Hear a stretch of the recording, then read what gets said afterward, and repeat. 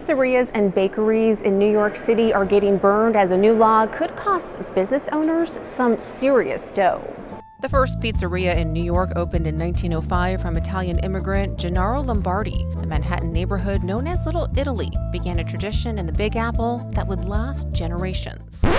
But right now, New York City tops the country in serving the most expensive pizza. And now a new law could cause the price of pizza to skyrocket even more as business owners are plagued with a massive expense. The law and the order is not necessary. Congressman Marc Molinaro serves New York's 12th district. He says he already sees so many unwarranted costs and regulations hitting local business owners in a big way. He said the state simply has bigger fish to fry. The last people who can shoulder this cost are small businesses, and frankly, a wood-fired pizza stove is not the problem that New York State government, New York City government should be focused on. Mayor Adams and Governor Hochul should be focused on their sanctuary city policies. They should be focused on high cost of living. They should be focused on the lack of security and safety in our communities, but instead they're picking on a bunch of small businesses. Mayor Eric Adams stands behind the new law, claiming it'll make a massive difference for the environment. This law particularly targets stoves that were put in place before May of 2016 for both pizzerias and bakeries.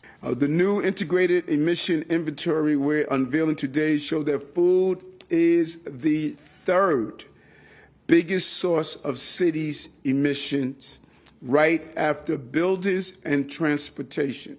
In anticipation of the new law, business owners have shelled out hundreds of thousands of dollars for air filtration systems. We spoke to voters who were against the law. But if I were a chef, and I understand, I'm not a chef, but I used to be a waiter. I know that, gas is better for the nuances of producing good food. While some business owners can make the investment, it simply doesn't apply to everyone across the board. Cleaning up the environment is something both parties can agree on, but Molinaro says this piece of legislation simply isn't the way to go about it. I think they're just gaslighting us. Listen, Republicans and Democrats in New York agree on protecting the Hudson River and cleanup of our natural resources. I've spent my entire life investing in the Environmental Protection Fund, conservation tools.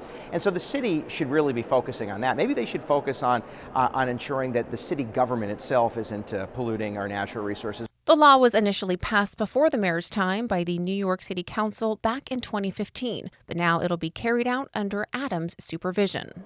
If businesses aren't able to cut emissions by 75%, they are to explain in an assessment why, still being able to cut 25% of those emissions, and this new law is set to go into effect April 27th. I'm Natasha Sweet for Washington Examiner.